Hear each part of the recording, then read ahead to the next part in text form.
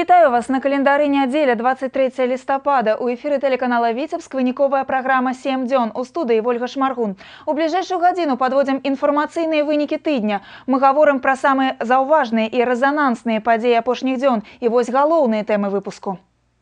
Роля настаўніка ў сучасным свеце. Каля 4 гадзін працягваўся семінар з удзелам прэзідэнта Беларусі Александра Лукашенка ў Беларускім дзяржаўным педагагічным універсітэце імя Максіма Танка. Да онлайн-трансляцыі падключыліся 7 ВНУ ў Беларусі. Самая шматлікая аўдыторыя сабралася ў Віцебскім дзяржаўным універсітэце. Як наладзіць уласны бізнес? Паспяховыя прадпрымальнікі падзяліліся вопытам з віцебскімі студэнтамі. Майстар-клас прайшоў у межах сусветнага тыдня прадпрымальніцтва. А ФМС сёння называе імёны пераможцаў. 27-й фестываль сучаснай харэаграфіі сабраў у Віцебску 40 калектываў з 20 краін свету. На мове танцаў у горадзе над Дзвіной размаўлялі амаль увесь тыдзень. Старшыня журы конкурсу Раду Паклітару у эксклюзіўным інтэрв'ю нашай праграме пра свае адносіны да фестывалю.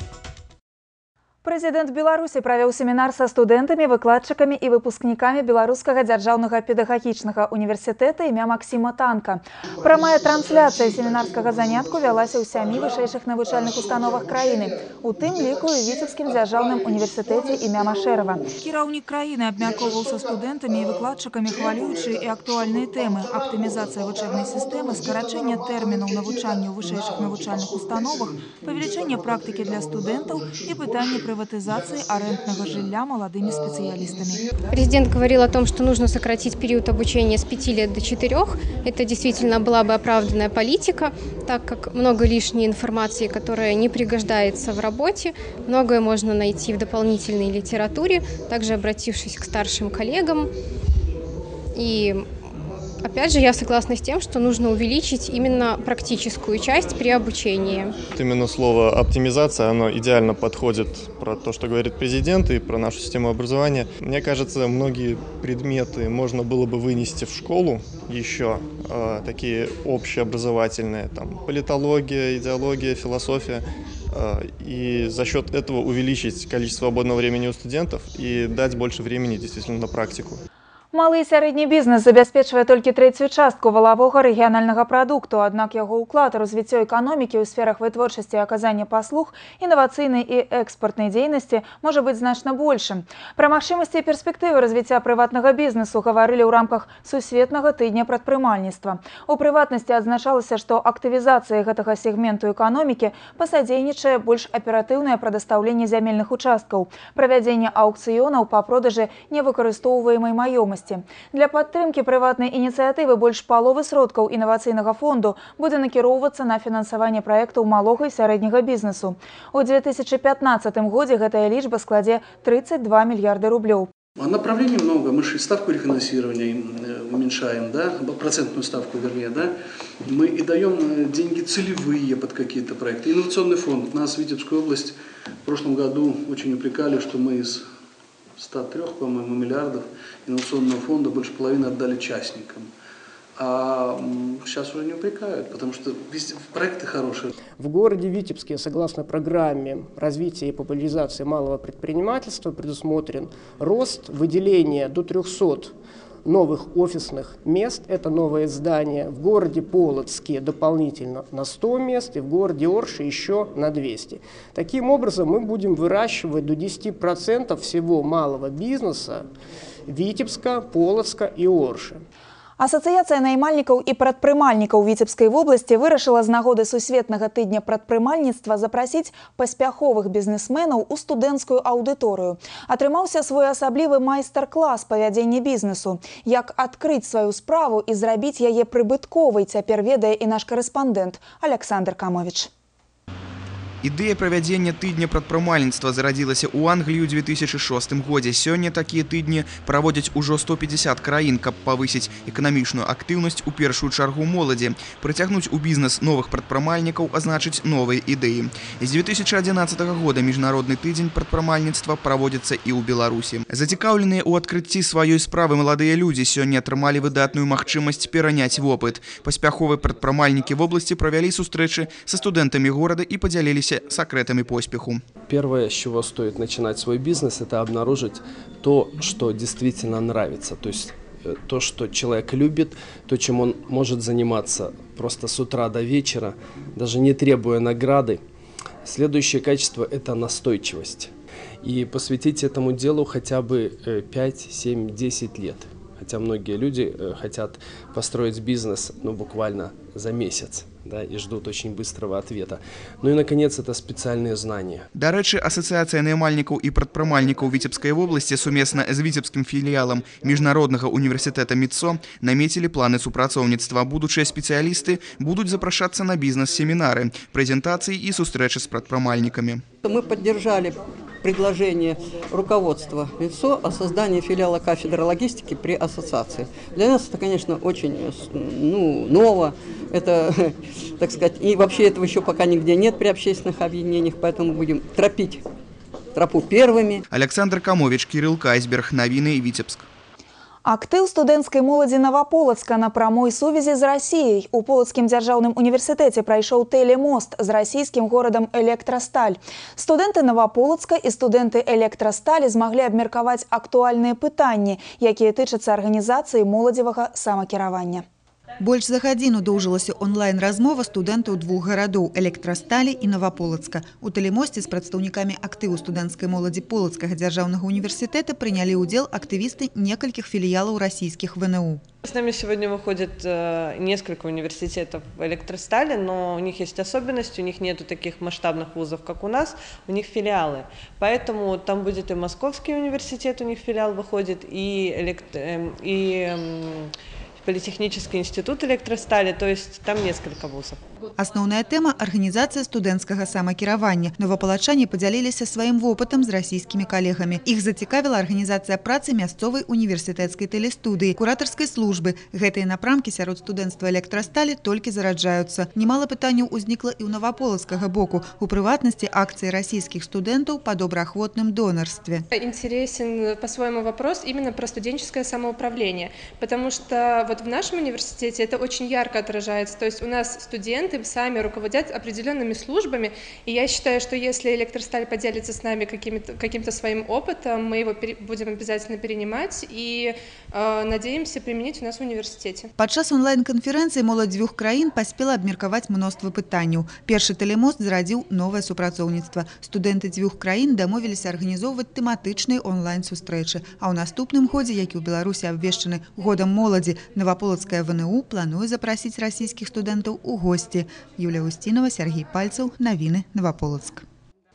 Рэгіянальнае супрацоўніцтва з прамыслоўцамі Расійскай Федэрацыі намераны пашыраць Віцебскі абласны саюз наймальнікаў.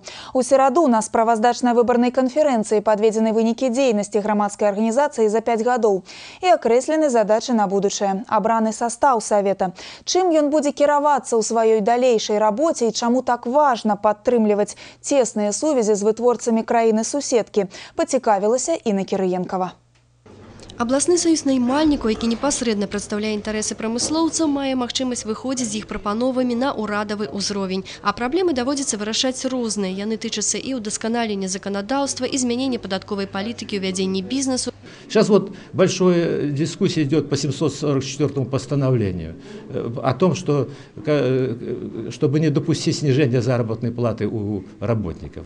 Сейчас мы пытаемся как-то решить, чтобы были подходы индивидуальные по предприятиям, чтобы не решали все агулом и чтобы люди не потеряли зарплату. Апошнія 5 гадоў былі асабліва плённымі ў дзейнасці арганізацыі па ўстанаўленні цесных сувязяў з прамыслоўцамі Расійскай Федэрацыі. Дагаворы аб супрацоўніцтве падпісаны амаль з 10 рэгіёнамі краіны-суседкі. Это дает нам возможность выручки, взаимопомощи, пересмотра новых технологических решений, новых разработок, модернизацию производства, качества производимой продукции, уменьшение себестоимости ее и, самое важное, повышение квалификации работающих. Заключенае трохбаковае пагадненне паміж Калужскай, Смаленскай і Віцебскай абласцямі дазваляе вытворцам выпрацоўваць новыя падыходы ў рабоце прамысловага комплексу абедзвюх краін, удасканалюе тэхналогіі вытворчасці і абменьваецца вопытам. Стараемся работать,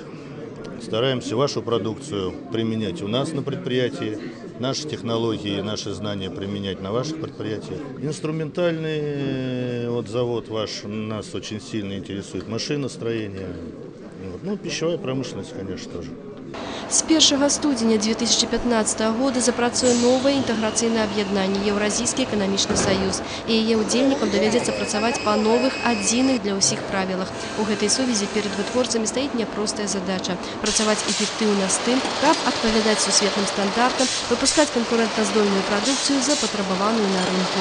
Необходима эффективная модернизация наших предприятий. И именно эффективная, не модернизация ради того, что там один станок на другой поменял, а на этом новом оборудовании должна выпускаться продукция с более высокой добавленной стоимостью, чтобы была достойная прибыль, чтобы была возможность сегодня увеличивать работникам заработную плату, и зарабатывать самим деньги на свое дальнейшее развитие. Витебский областный союз наймальников за не одно десятигодие деятельности назапасил и великий опыт, и шматликие сувязі на межрегиональном узроўні, и кіруючы состав организации застаўся без змен яшчэ на 5 год. Инна Кириенкова, Александр Приставка, Новины Витебск.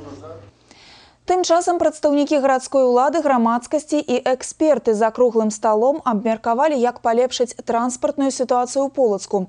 Распрацоўка плана ўстойлівай гарадской мабільнасці стартавала ў старажытным горадзе вясной. Эксперты вывучаюць аўтамабільныя патокі на вуліцах горада, пасажырапатокі на ўсіх відах грамадскага транспарту, аналізуюць сітуацыю з аварыйнасцю на дарогах. Бюджэт праекта 334 тысячы еўра. 90% гэтай сумы складае фінансаванне Еўрапейскага Союза. Распрацоўка плана ўстойлівай гарадской мабільнасці завершыцца ў канцы 2016 года, а яго рэалізацыя дазволіць павысіць якасць жыцця кожнага палачаніна. У плане будуць улічаны інтарэсы і вадзіцеляў, і пешаходаў, і веласіпедыстаў. 2016 павінен стаць знакавым не толькі для транспартнай мабільнасці Полацка, а і для жывёлагадоўлі ўсяго прыдзвіння. Менавіта да гэтага года Віцебская вобласць павінна павялічыць пагалоўе свіней удвая. Такую задачу перад АПК рэгіёна па даручэнні кіраўніка дзяржавы паставіў урад. Сёння на свінагадоўчых комплексах прыдзвіння каля 205 тысяч свіней. Каб аднавіць пагалоўе, вядзецца вялікая падрыхтоўчая работа, вынік якой харчовая бяспека краіны. Віктор Праліч продолжить тему. Усе фермы, жывёлагадоўчыя комплексы, якія былі закрыты ў сувязі з успышкай афрыканскай чумы, зараз вядуць актыўную мадэрнізацыю з улікам строгіх патрабаванняў біялагічнай бяспекі. На тых фермах, якія па свайму тэхнічнаму аснашчэнню ўжо гатовы да работы, ставяцца так званыя біапробы. Адзін з буйных свінакомплексаў в области, які першы трапіў ў стоп-приз з падазрэннем на эпідэмію, уже пачаў біялагічнае назіранне за жывёлай. Очень надеемся, что все будет хорошо. Тем более для этого мы очень много сделали. Это вот вы видите, вторая линия ограждения установлена. Огромнейший ремонт санпропускника проведен. Установлены дополнительные душевые кабинки, котлы. Котел поставлен для мытья людей. Организовано сейчас питание людей, которые заняты на производственной зоне. Ограничили мы вообще вход на зону. За ўсім гэтым стаіць плённая работа і шасцізначныя лічбы дзяржаўных фінансавых сродкаў. Калі ж на працягу 3 месяцаў не будуць зафіксаваны прыкметы эпідэміі, пагалоўе свіней будзе павялічана. Будем завозить рэм-свинок, а также будем провозить сюда поголовье осемененных уже свинок, которые будем получать приплод. Пакуль што перад спецыялістамі стаіць задача мінімум да красавіка будучага года выйсці на лічбу каля 240 тысяч пагалоўя. Адказнасць зрабіць яе рэальна лягла на 6 свінакомплексаў, а ўсяго ж у вобласці будуць функцыянаваць 22 фермы. Выделены определенные средства для того, чтобы провести необходимые ремонты по обеспечению биологической защиты комплекса, чтобы не допустить заболевания свиней, не допустить какие-то рецидивы по данному направлению. В области ведется планомерная работа по подготовку маточного поголовья под заселению свинокомплексов. Я думаю, мы своей задачей справимся. Між іншым, фермы, узведзеныя ў 50-60-е гады мінулага стагоддзя, аднаўляцца не будуць. Эканамічна нявыгадна ўкладваць сродкі ў састарэлыя тэхналогіі. Віктор Праліч, Ольга Маслоўская, Александр Петровецкі. Навіны Віцебск. На гэтым тыдні Нацыянальны статкамітэт абнародаваў вынікі выбарчага абследавання домашніх гаспадарак Віцебскай вобласці. Амаль 2/3 з іх ацэньваюць сваё матэрыяльнае становішча як сярэдняе, а каля 5% вышэй сярэдняга ўзроўню. Большасць лічаць сваё матэрыяльнае становішча стабільным, і толькі 5-я частка апытаных адзначылі пагаршэнне матэрыяльнага становішча. Асноўнай негатыўнай прычынай гэтага рэспандэнты называюць рост коштаў, змену месца работы ці зніжэнне даходу ад працоўнай дзейнасці. У той жа час паляпшэнне матэрыяльнага становішча апытаныя звязваюць з павышэннем даходаў ад працоўнай дзейнасці, з'яўленнем дадатковага заробку і павышэннем пенсій і дапамог.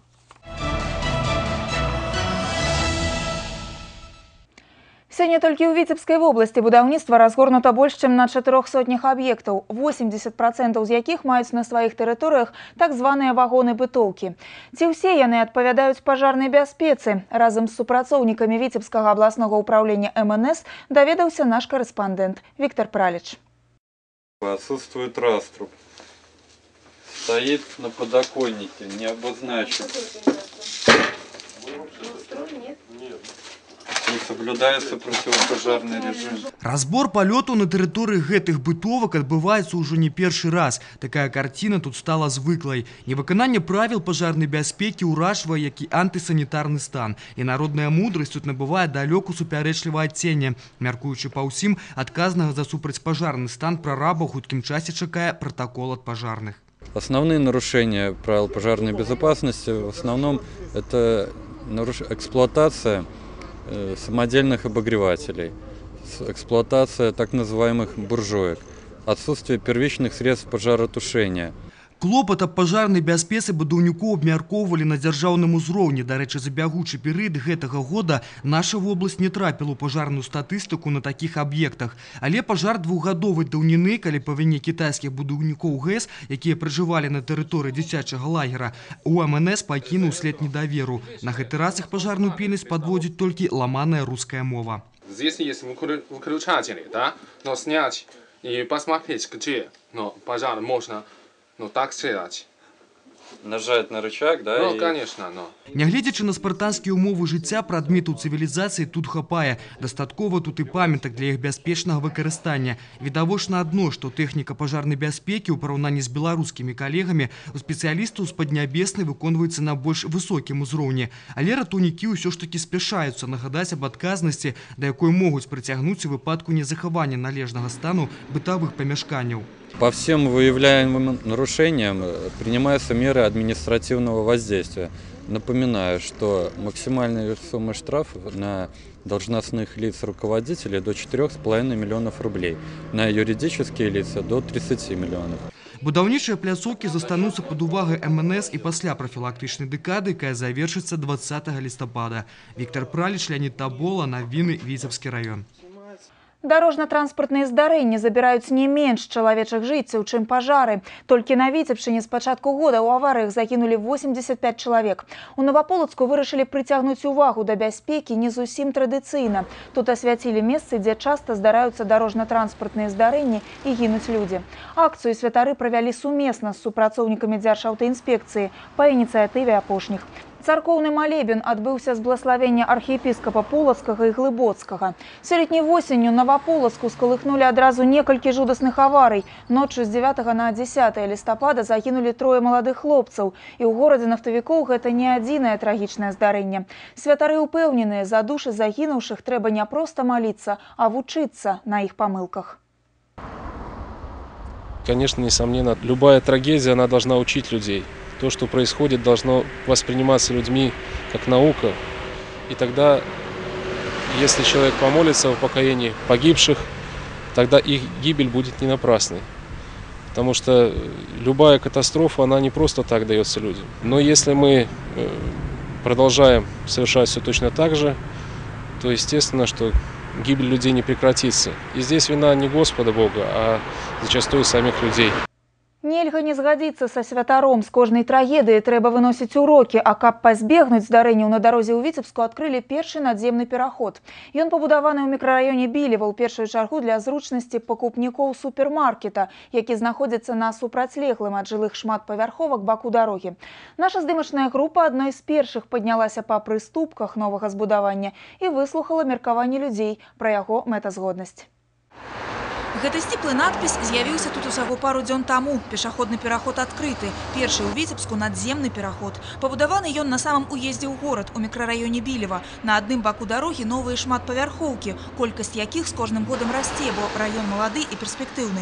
На другім супермаркет, а побач будуецца яшчэ адзін. Кіраўніцтва гандлёвага аб'екта і вырашыла ўзвесці такое новае для Віцебска збудаванне. У першую чаргу для зручнасці сваіх пакупнікоў. Раней, каб пераадолець праезжую частку, ім даводзілася метраў 200 ісці да светлафора. Цяпер шлях скарочаны. Напрамкі праз надземнік. Білеўцы задаволены. В Европе много, в России так вообще там везде в больших городах только такие переходы. Через не перебегать же через 6 полос. Но экономически, наверное, это нецелесообразно было строить. Почему вы так думаете? Много денег потратили. Ради того, чтобы сократить время на 2 минуты.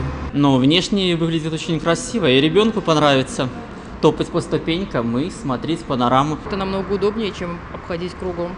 Ёсць яшчэ плюс. Рух аўтамабіляў на гэтым участку дарогі даволі інтэнсіўны. Часцяком тут здараліся перадаварыйныя сітуацыі, калі пешаходы парушалі правілы. І надземны пераход цяпер як гарант бяспекі пешаходаў, упэўнены супрацоўнікі ДАИ. Часто именно в расположении этого пешеходного перехода были случаи, когда именно дети, учащиеся учебных заведений нашего города Витебска, нарушая правила дорожного движения, пересекали проезжую часть дороги, просто перебегая ее в неустановленных местах. Поэтому мы надеемся, что, в общем-то, число тех, может быть, предаварийных ситуаций снизится, потому что действительно, в общем-то, этот наземный пешеходный переход, он очень нужен в этом районе.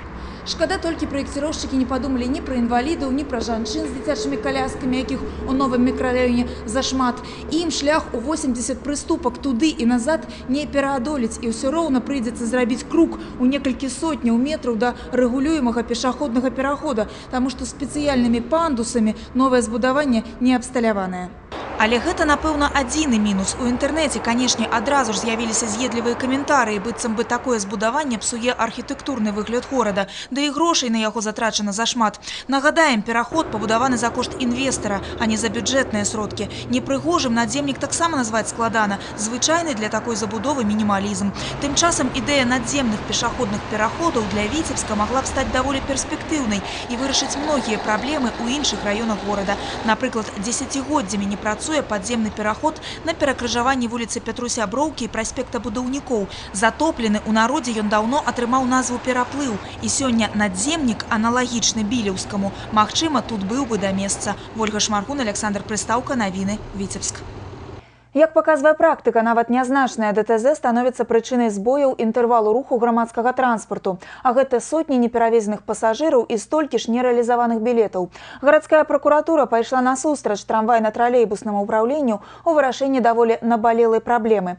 Кампенсацыі грашовага прыбытку транспартнікам з вінаватых у аварыях, якія ў прамым сэнсе паралізуюць рух трамваяў і тралейбусаў. Віктор Праліч падлічыў, у колькі абыдзецца прастой грамадскага транспарту віноўнік ДТЗ. З ростом інтэнсіўнасці аўтамабільнага трафіку на магістралях горада расце статыстыка дарожна-транспартных здарэнняў, заложнікам якіх нярэдка становіцца гарадскі электрычны транспарт. За гора вадзіцеляў трамвая і тралейбусу вымушаны ўпустую прастойваць, а пасажыры доўга чакаць іх на прыпынках.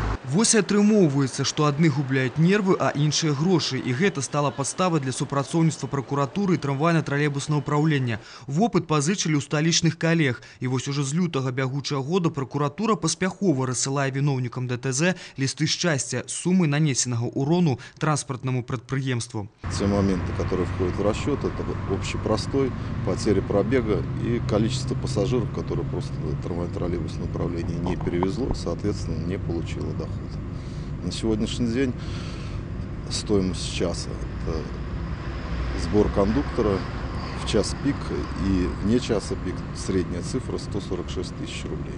Адзін з апошніх рэзанансных выпадкаў адбыўся летам. Дальнабойшчык не разлічыў манеўр і збіў рогі тралейбусу. Агульны прастой электратранспарту склаў 5,5 гадзін. Урон каля 800 тысяч, не улічваючы затраты на компенсацию оборванных проводов. Практика эта инициирована именно прокуратурой города, она инициирована перед транспортным предприятием Витебское трамвайно-троллейбусное управление. Требует сведения о тех авариях, которые произошли с этим транспортом, и в последующем предъявить исковые заявления в интересах транспортной организации, чтобы в полном объеме защитить их права и законные интересы и взыскать ту сумму, которую они недополучили в результате неосуществления рейсов в полном объеме. За час дзейнасці такой практыкі пракуратуры разгледжаны ўжо 24 іскі, палова з іх ужо вырашана. Агульная сума спагнаных сродкаў склала каля 10 мільёнаў рублёў.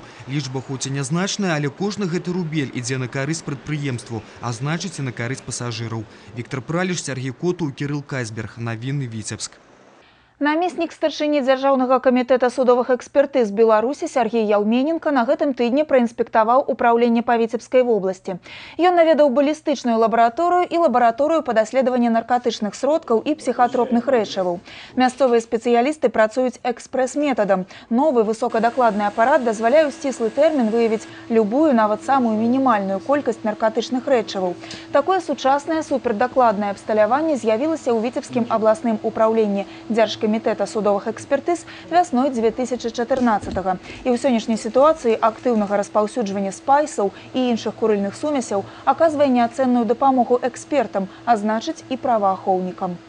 Первая задача, которую мы перед собой ставили, это оснащение высокотехнологичным оборудованием областных региональных подразделений с целью того, чтобы можно было более эффективно и в максимально быстрые сроки противодействовать распространению наркотиков. Ну, в последнее время это, конечно, спайсов, а это такой своеобразная группа препаратов, которые для исследования требуют именно такого оборудования. Эта задача нами была решена. В настоящее время все областные подразделения Госкомитета по всей республике оснащены таким оборудованием, специалисты подготовлены и оказывают максимально возможную помощь правоохранительным органам в борьбе с этим злом. Без шматлікіх экспертыз не абышлося і ў гэтай справе. Шестикласнік з Дубровінскага района страціў руку па віне дарослых. Здавалася, звычайная гісторыя, катаўся на арэлях, зваліўся і зламаў руку. У бальніцы яму наклалі гіпс, але дома ў хлопчыка ўзнялася высокая тэмпература. Ні брыгада хуткай дапамогі, ні мясцовыя ўрачы, да якіх на працягу некалькіх дзён неаднаразова звярталася сям'я, не змаглі своечасова высветліць, у чым прычына і аказаць неабходную дапамогу. Сказали, что температура под 40 не поднимает, ну, сбить не можем ничего. Ну, и буфетничка подавайте. Это может быть такое. Ну, во вторник, ну так, спать, конечно, он не мог, есть он тоже вообще плохо. Уже начал меняться цвет пальчику, ну, цвет ладошки. Ну, пошел синять. Ну, поглядел. Ну, я вам гипс разжал, должно легче. Ну, вроде как немножко легче. Ну, в итоге уже в среду с утра она уже стала почти черная. Но опять же повезли, но уже гипс сняли. Нас на Оршу, с Орши уже на Витебск. Ну, уже в Витебск, покуда нас доставили, на год уже все. Ну, мы уже ничего сделать не можем. Или мы ему отрезаем руку, или будет к завтра покойник. Гіпс пераціснуў крываток, пачалася гангрэна, руку прыйшлося ампутаваць. Па гэтым факце ўзбуджана крымінальная справа па артыкуле 162 крымінальнага кодексу. Неналежнае выкананне прафесійных абавязкаў медыцынскім работнікам, якое прывяло да прычынення пацыенту па неасцярожнасці цяжкага або менш цяжкага цялеснага пашкоджання. Было принято решение о возбуждении уголовного дела по статье 162 Уголовного кодекса «Ненадлежащее исполнение профессиональных обязанностей медицинскими работниками». Разумеется, принимая во внимание возраст потерпевшего, расследование поручено наиболее квалифицированному следователю, который имеет огромный опыт расследования указанных преступлений. Віцебск упершыню далучыўся да святкавання Сусветнага дня дзіцяці. З гэтай нагоды ля памятнага знака дзецям вайны ў парку партызанскай славы прайшоў гарадскі мітынг. Я міратворац, я грамадзянін, які стаў своеасаблівым падвядзеннем выніку гарадскога валанцёрскага праекта «Жураўлік». Праект мае на мэце прыцягнуць увагу школьнікаў да тых, чыё дзяцінства абпаліла вялікая чынная вайна. У неба над Витебском были выпущены 70 поветранных шаров с папяровыми журавами по колькости годов мирного неба над Беларусью.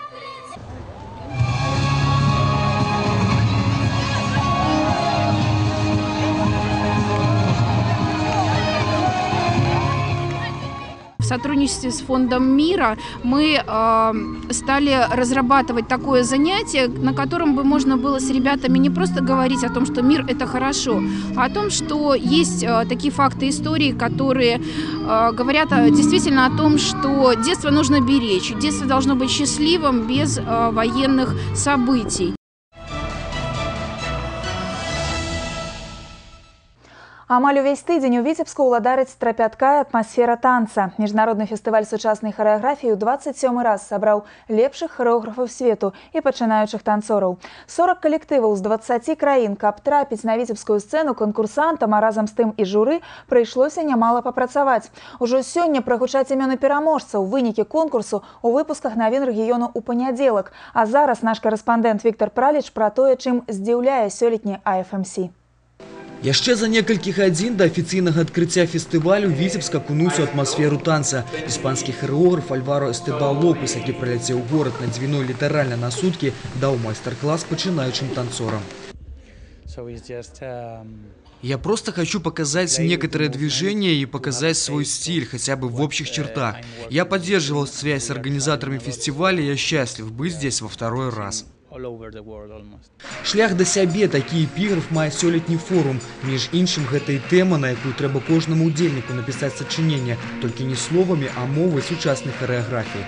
Как на любом конкурсе есть отличные работы, есть посредственные, но всегда есть изюминка какая-то. Всегда на гала-концерте мы видим, что лауреаты очень сильные и работы сильные. Я кое-что посмотрел из видеотура. Там есть интересные работы. Я думаю, что мы все здесь собрались не зря. Знакомитые хореографы, танцовщики, балетные критики из разных краін свету штогод уносяць карэктыву ў свой рабочий графік, каб сярэдзіну восені правесці разам з віцебскім АФМС. Дарэчы, фестываль уваходзіць у 50-ку форуму Беларусі, якія маюць статус міжнародных. Мне падабаецца, што фестываль з'яўляецца не толькі адлюстраваннем усіх брэндаў, тэндэнцый сусветнага кшталту, а ён яшчэ і з'яўляецца тым інструментам, які дапамагае продвинуть наших хореографов на сусветны ўзровень и показать их у навакольным свете. Нягледзячы на то, что форум проходит у 27 раз, публика не губляе цікавасці да яго, а организаторы не забывают здзіўляць гледачоў. Дарэчы, сёлета змены закранули умовы конкурсу. В этом году не оценивается отдельно по номинациям хореографическая миниатюра, однако балет, все произведения оцениваются вообще по 12-бальной системе от каждого члена жюри. В этом году впервые всем абсолютно участникам конкурса будут вручены дипломы за участие, потому что конкурс предварительный, отборочный, был очень большой. И то, что даже они уже отобраны для участия в Витебске, это уже акт признания. Між іншым, форум выйшаў за межы Витебска. Хваля АФМС накрые сцену Вялікага тэатра оперы и балета. У Мінску пройдзе вечар тэатра Киев Модерн Балет. Виктор Праліч, Александр Прыстаўка, Навіны Витебск.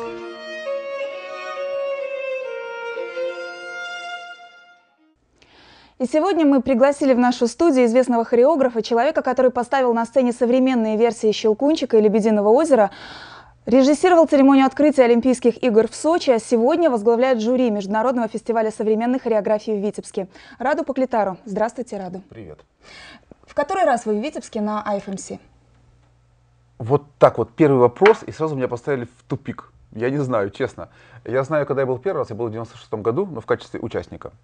Это было безумно полезно, мое посещение фестиваля, которое закончилось фиаско в творческом плане, но дало мне очень много опыта и научило меня реальной самооценке. Сколько раз я был в качестве члена жюри, я не помню. 3-4. Я знаю, такой ответ? Я знаю, что в 2000 году вы получили премию за лучшую хореографию, а артисты вашего проекта за лучшее актерское исполнительское мастерство. Да, Константин Кузнецов После этого... и Юрий Дедко, это мои коллеги, которые работают в Белорусском театре оперы и балета в Большом. И тогда они ездили самостоятельно, и у меня была заочная премия, они получили за меня ее. Именно после этого вас пригласили в жюри международного Нет, конкурса? прошло еще лет 10. Марина Геннадьевна добрый ангел этого фестиваля, и эта хозяйка, она, видно, должна была смириться с мыслью о том, что Раду вырос. Смирилась, видно, смирилась. Скажите, вот фестиваль современной хореографии 20 лет тому назад и сейчас, ведь современная хореография тогда и сейчас — это два разных явления. Меняется фестиваль? Вы знаете, я думаю, что меняется. Конечно же, память человека, она несовершенный инструмент, и поэтому я не готов гарантировать, что я точно помню, какая современная хореография была в 96 году, например, на том фестивале, на котором я был. Если вот оценивать, я могу оценивать свои работы, у меня есть записи моих работ того периода, скажем так, и того, что я делаю сейчас, вы знаете, их надо сжечь. Облить керосином и сжечь. Хорошо. Вы в свое время сказали, что современная хореография, главная ее проблема — это нехватка денег. Вот на сегодняшний день, в сегодняшней ситуации экономической, может быть, для чего нужны такие фестивали, нужны ли они? По крайней мере, это для молодых хореографов возможность показать свои работы на широкой публике, на аудитории, на зале. Это очень тяжело организовать в нормальной, реальной жизни, в нашей. И я сам живу в Украине уже очень много лет, несмотря на то, что я белорус по паспорту. И могу вам сказать, что сейчас особенно тяжело стало с финансированием. И я знаю очень много талантливых ребят из Киева, которые могут хорошо ставить, могут хорошо мыслить, могут хорошо двигаться, которые являются режиссерами по своей сути, но им очень тяжело реализоваться, потому что это безумно дорогое занятие. Любой музыкальный театр, а современный танец — это музыкальный театр, это безумно дорогое удовольствие. А для вас лично IFMC, вот что это? Одна из моих родин. Творческая в творческом плане, да? На ваш взгляд, исходя из личного опыта, победа в таком фестивале что дает в дальнейшем? Может быть, на подобного рода фестивале? Я могу сказать, что для меня мои победы на фестивалях, на конкурсах в свое время, это было как знак ОТК, знак качества. То есть я видел свою работу, но мне было важно, чтобы кто-то поставил на нем знак качества. Скажите, вот в конкурсантах на фестивале современной хореографии, мы не будем раскрывать интригу, она именно сегодня разрешается, в этот день, но вот в конкурсантах что вас должно зацепить, чтобы вы поставили наивысшую оценку? Вы знаете, я так часто это повторяю, что уже кажется, что я произношу какую-то мантру, знаете. Вот так еще сесть надо, и все. Самое главное вообще в жизни, и не только в искусстве, это талант. И талант может проявляться во всем. В умении вести передачу, умение быть хорошей матерью, умение хорошо приготовить завтрак для любимого человека, умение сделать спектакль или это миниатюра. Тут либо Бог дал талант, либо нет. И талант, на самом деле, искусство, оно явление штучное очень, и поэтому много его быть не может все равно. И мы должны понимать, когда мы оцениваем итоги любого смотра, любого фестиваля, любого конкурса, в том, что много таланта не будет. Но даже если мы увидим единицы, 1, 2, 3, будут 3 вспышки этого таланта, значит, это было сделано все не зря. Фестиваль был проведен не зря. Талантливый хореограф Раду Поклитару сегодня в гостях нашей программы. Спасибо, Раду, что в своем плотном фестивальном графике вы нашли время для программы «7 дней». Спасибо вам большое. О том, как разрешится главная интрига IFMC в информационном эфире понедельника.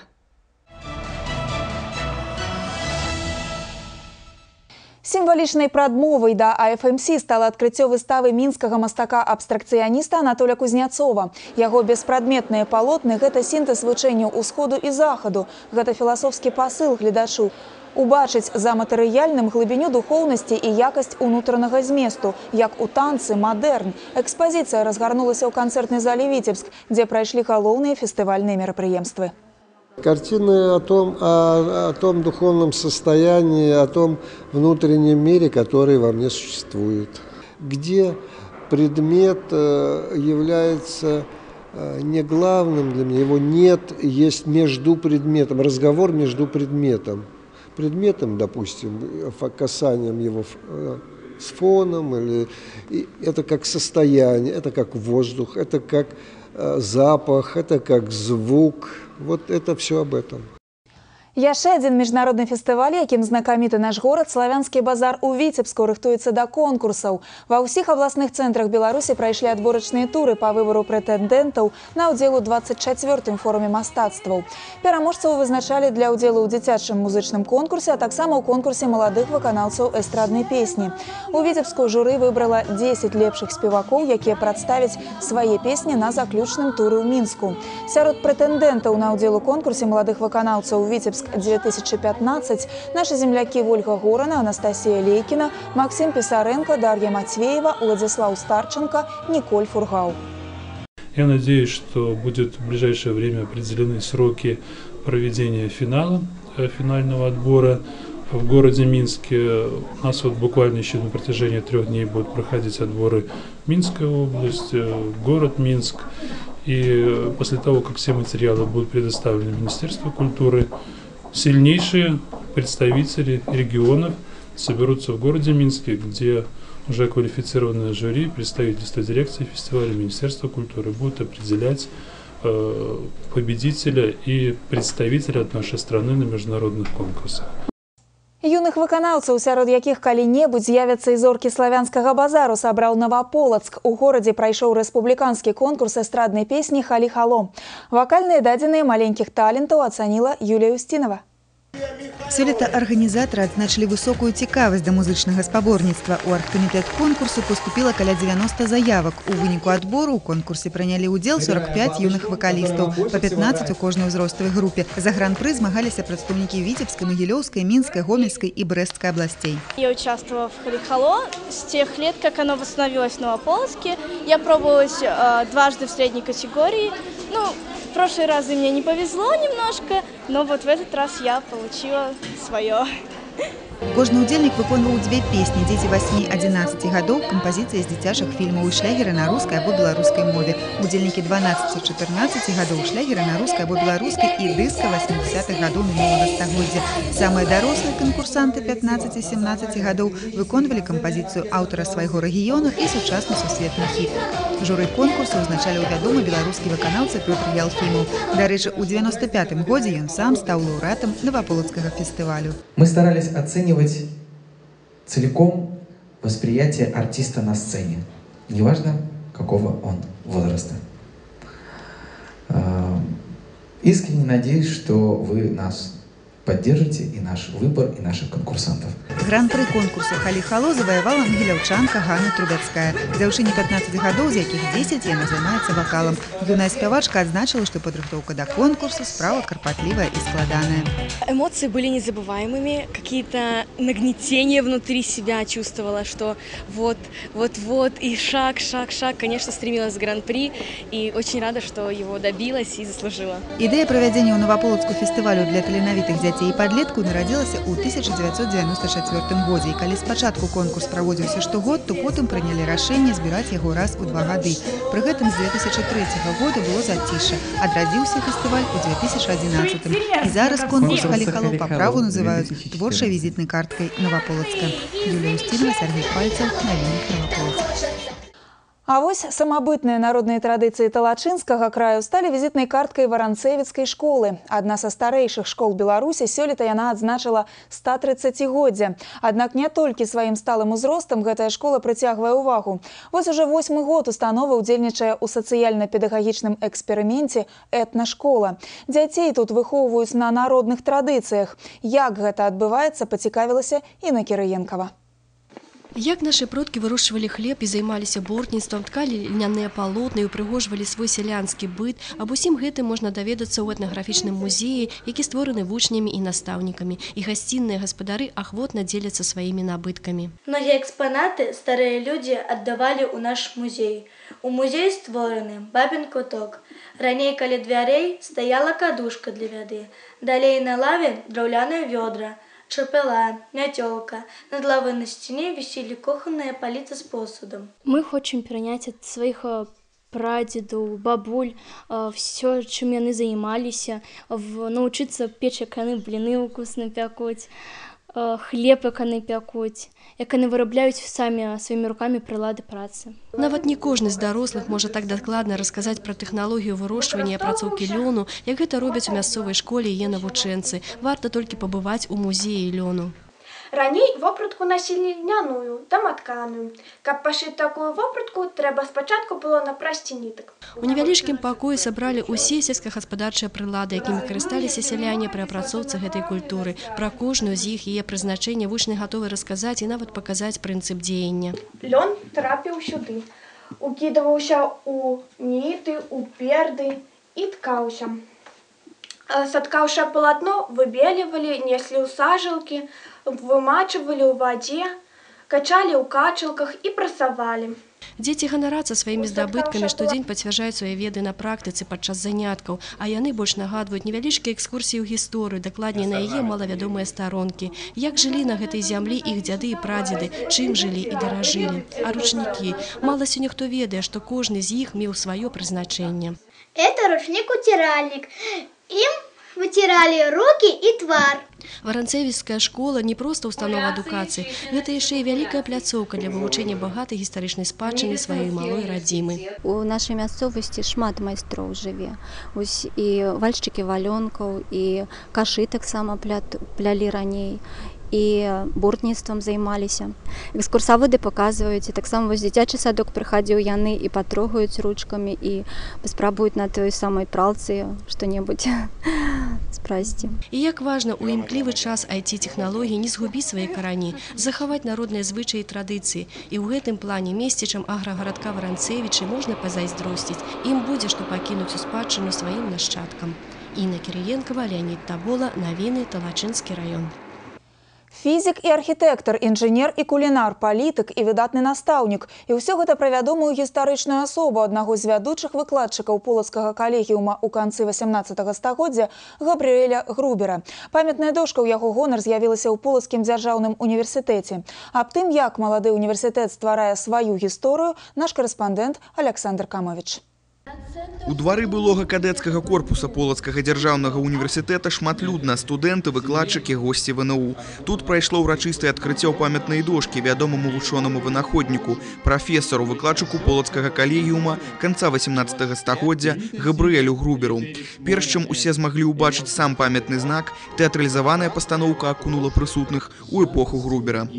Конечно, замечательно, что такой великий человек был в свое время на Полоцкой земле, прославился своими изобретениями, среди которых, безусловно, его знаменитая механическая голова, которая могла отвечать на все вопросы, которые ей задавались. Ну и я надеюсь, что такие деятели великие были не только в прошлом, но есть они и в настоящем, и, безусловно, хочется верить, что будут они на нашей Полацкой земле и в будущем. Стараннями Габрыэля Грубера Полацкі калегіум пашырыў навуковую базу, ператварыўся ў буйны тэхнічны цэнтр. На ўрачыстай цырымоніі было адзначана, што гэта першая памятная дошка ва ўніверсітэце. Аднак ініцыятыва будзе працягнута, бо гісторыя установы адметная выбітнымі і таленавітымі выкладчыкамі. Ну, такая вот одаренная личность, которая здесь преподавала, это лучший пример для нынешних преподавателей и студентов. Ну и знак о том, что наш университет был когда-то среди лучших учебных заведений.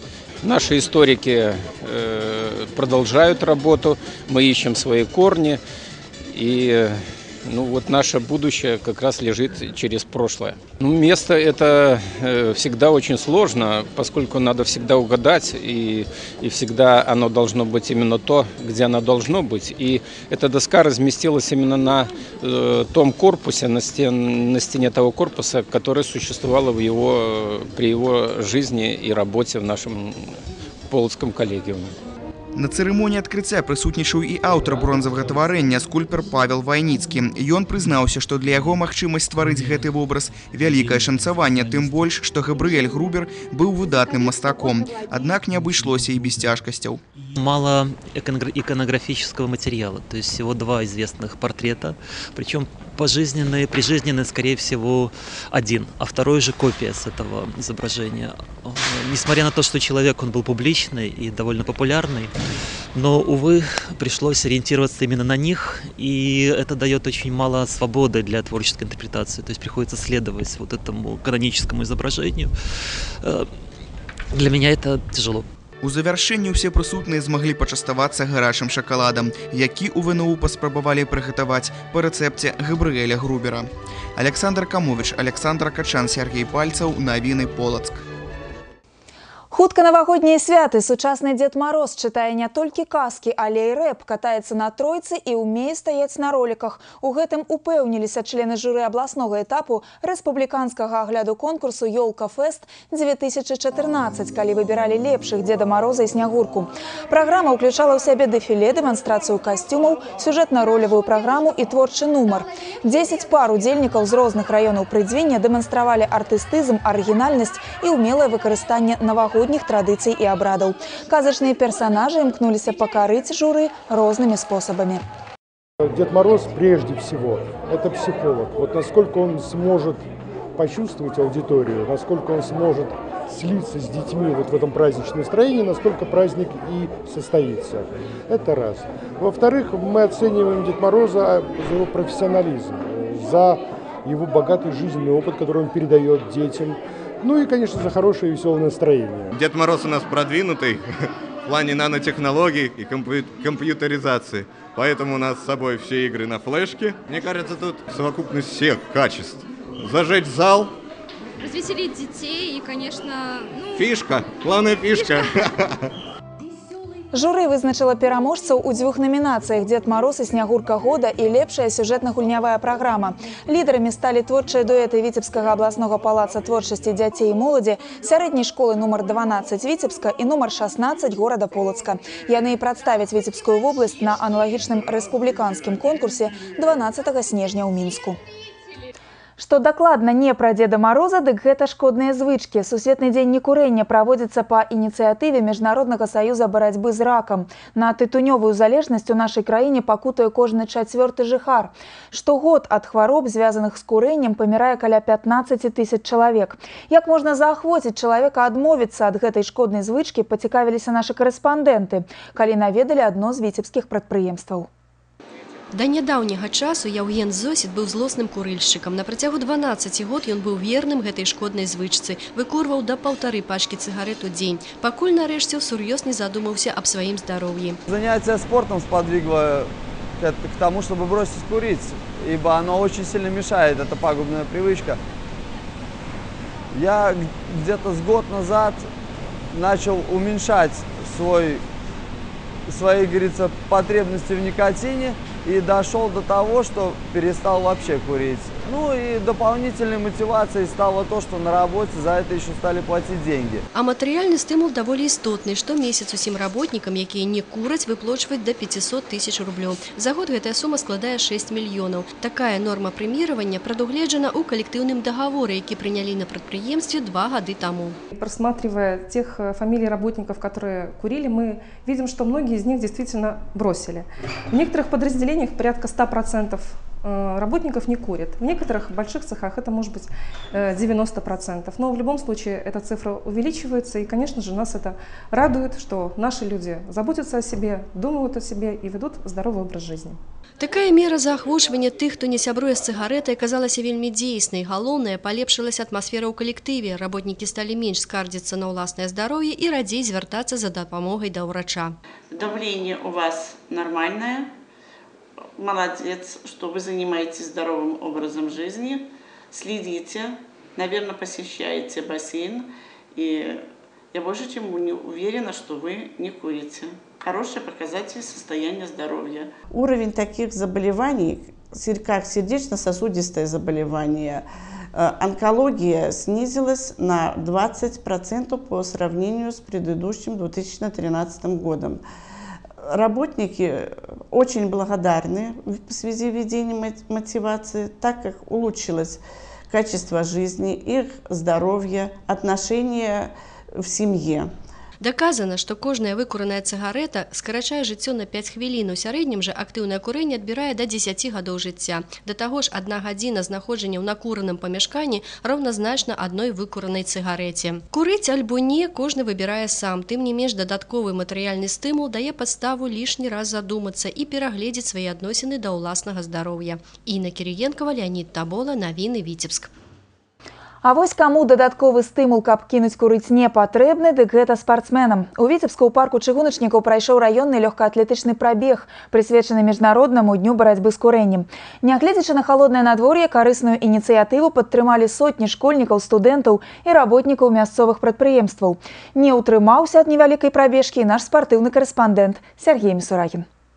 Звярнуць увагу падрастаючага пакалення на шкодную звычку праз фізічную нагрузку справа не арыгінальная, але вельмі дзейсная. Ідэя правесці легкаатлетычны прабег нарадзілася ў работнікаў мясцовага палацу творчасці дзяцей і падлеткаў. Крыху арганізатарскіх здольнасцей з цвёрдай верай у правільнасць прынятага рашэння перарасло ў сапраўдную спартыўную акцыю. Цель у нас одна, чтобы привить у детей отказ от курения, от вредных привычек, чтобы они занимались спортом, ну или в крайнем случае физической культурой. Для начала это самое главное для здоровья в наше время, потому что дети у нас сейчас слабенькие уже в школе, поэтому нужно проводить побольше таких пробегов.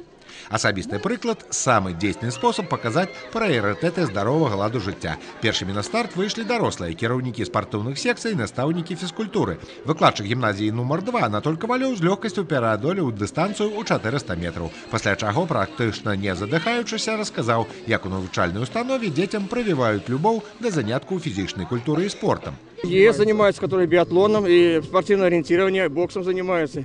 Легкоатлеты тоже и легкоатлетикой занимаются. Есть девчонки, ребята тоже есть. Мальчишки, девчонки. Вам сегодня как дистанция далась? Нормально пробежался. Я бегаю, занимаюсь тоже физкультурой. Не тяжело, хорошо. Погода хорошая, настроение хорошее, праздник хороший. На старт. Внимание, марш!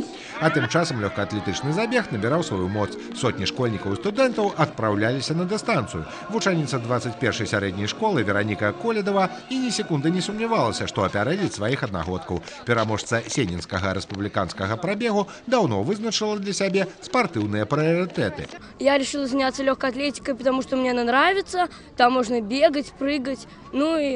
А насчет курения я не курю и никому не советую. На фінішнай прамой суддзі віталі ўсіх удзельнікаў, нягледзячы на пераможцаў і прайграўшых. Змог завяршыць забег, значыць змог перабароць сябе і шкодную звычку. А зараз да мяне ў студыю прыйшоў традыцыйны госць праграмы «7 дзён» Сергей Мисурагін. Вітаю цябе, Сергей. Балельшчыкі ўжо ў нецярпенні чакаюць анонс спартыўных падзей наступнага тыдня. Вітаю цябе, Вольга. Наступныя 7 дзён для аматараў спорту падрыхтавалі шмат супрацьстаянняў сярод прадстаўнікоў гульнявых відаў спорту. У сераду ў Віцебску на лядовай арэне сустрэнуцца хакейны клуб «Віцебска» і сталічнае юнацтва. Падапечныя Дмітрыя Дудзіка апошнім часам набралі неблагі ход. Яны ўзняліся на 8-е месца ў турнірнай табліцы, што гарантуе выхад у плэй-офф розыгрышу. Каб не збаўляць абароты, віцеблянам прыйдзецца аказаць фаварыту дастойнае супраціўленне. Аналагічная сітуацыя чакаецца і ў пятнічным паядынку з «Дынама Маладзешна», дзе гаспадары проста абавязаны набіраць ачкі. Пачатак матчаў у 18:30. Таксама ў пятніцу 28 лістапада у спартыўнай зале ЦСКА баскетбольны клуб «Рубон» высветліць адносіны з магілёўскім «Барысфенам». Віцебляне, чаго даўно не здаралася, упэўнена стартавалі ў сёлетнім чэмпіянаце і замацаваліся ў тройцы лідараў. Госці таксама выношваюць амбіцыйныя планы і не збіраюцца аддаваць ачкі на выездзе. Такім чынам балельшчыкаў чакае упартае супрацьстаянне роўных па сілах сапернікаў. Пачатак сустрэчы ў 18 гадзін. У гэты ж дзень у спорткомплексе «Камсамолец» пачнецца 11-й адкрыты абласны турнір па дзюдо памяці майстра спорту СССР Владимира Гракова. Арганізатары даслалі запрашэнні ва ўсе рэгіёны Беларусі і суседзям з Расійскай Федэрацыі. Урачыстае адкрыццё пройдзе ў пятніцу ў 11 гадзін. А завершыць насычаны спартыўны тыдзень матчамі чэмпіянату краіны віцебскія волейбалісты. У пятніцу і суботу ў рамках нацыянальнага першынства нашы землякі сустрэнуцца з лідарам чэмпіянату будаўніком. Ужо некалькі гадоў віцебляне не могуць абыграць канкурэнта, але, як кажуць, надзея памірае апошняй. І на гэтым, Вольга, на сёння ў мяне ўсё. Дзякуй, Сергей. Сапраўды спартыўным балельшчыкам Віцебска на наступным тыдні сумаваць не прыйдзецца. Гадзіна ў эфіры прайшла незаўважна, і зараз самы час зрабіць сабе кубак гарачай духмянай гарбаты. Дарэчы, на гэтым тыдні ў Віцебску ладзілі японскую чайную цырымонію. На ёй прысутнічаў пасол Японіі ў Рэспубліцы Беларусь Сігахіра Міморы. Мы прапануем паглядзець, як гэта было. Каментарыі тут будуць лішнімі. Тым больш па старажытных японскіх традыцыях увесь працэс прыгатавання гарбаты праходзіць у поўным маўчанні.